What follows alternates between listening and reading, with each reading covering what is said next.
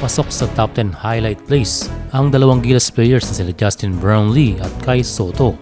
For the first time sa isang FIBA competition ay napansin ang trick ni Kai Sotto na sinasabing napulot kay Junmar Fajardo. At number 1 play naman si Justin Brownlee, isang slam dunk na galing din sa ating batang sentro na si Kai. Well, naging magandang resulta ng window na ito. A perfect start para sa ating Gilas Pilipinas. Magandang magsimula with a high spirit bago bumalik sa kanya-kanyang mga liga. Nawa ang experience na ito ay magbigay ng inspirasyon lalo na sa mga bilig boys para pagbutihan pa nila ang kanilang mga performance. Sa nakita natin itong window 1 ay maganda ang samahan ng Gilas. Walang nag-backout at nagbalik ang pangilan katulad ni Carl Tamayo at nagbigay pa ng suporta ang mga injured players katulad nila Junmar at AJ Edu. Sa nangyaring game kontra sa Taipei, the Gilas show a tight defense at ang ganda ng spacing pagdating sa opensa. Kitang-kita ang confidence ng Gilas at ini-enjoy lamang ang laro while playing hard.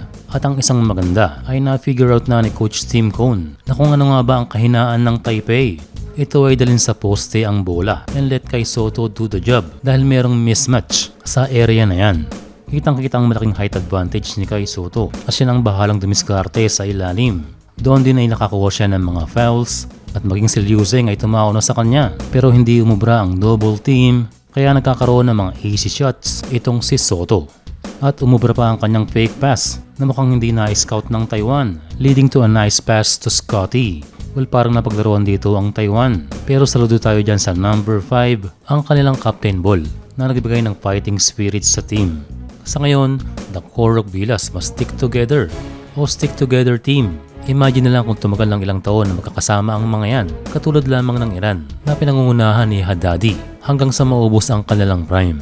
Sa ngayon daw ay baby steps pa lang ang Gilas. Isang humble na statement.